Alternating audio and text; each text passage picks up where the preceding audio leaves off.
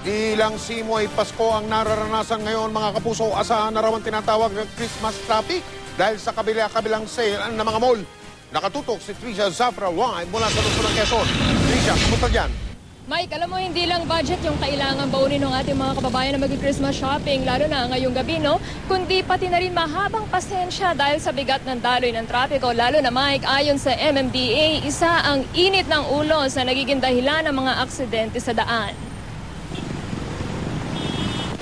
Para makalusot sa bigat ng trapiko sa mga pangunahing kalsada gaya ng EDSA, sa inner lanes pinipiling dumaan ng ilang motorista. Pero kahit anong shortcut, hindi raw uubra ngayon. Worse ang traffic ngayon. Ito nga, naghahanap ng malulusutan, tatagos ng EDSA. Lahat traffic. Paliwanag ng MMDA, panahon na kasi ng Christmas shopping, bigayan ng bonus at sale sa mga malls, kaya maraming sasakyan ang lumalabas. Araw rin ng Biyernes ngayon, kaya marami raw ang umuuwi sa probinsya. Dumarami rin daw ang nagkakaroon ng sasakyan, kaya kahit naka-go signal ang traffic light, di pa rin umuusad ang mga sasakyan dahil sa bigat ng volume. Ayon sa MMDA Traffic Engineering Division, tumataas din daw ang accident rate kapag traffic.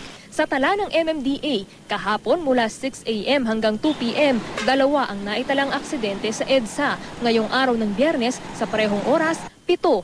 Ang dahilan daw nito, init ng ulo. Kaya ang pamilyang ito, kalma lang kahit pa nagmamadali. Susundo po kami sa ospital wala tayong magagawa. Nandito nakasama sa oras to, sa trabaho to. Samantala, rito naman sa kinalalagyan natin, Mike, itong northbound lane ng EDSA papunta sa monumento ay moderate to heavy ang lagay ng trapiko sa mga oras na ito. At Mike, yaman nga lang na magpapasko na, no? At sinasabing ang diwa raw ng Pasko ay pagbibigayan. Mas mabuti na rin daw na simulan na ito sa pagbibigayan kapag mabigat ang daloy ng trapiko. Mike? Mismo. Ay, Pasko na nga. Maraming salamat, Trisha Zafra.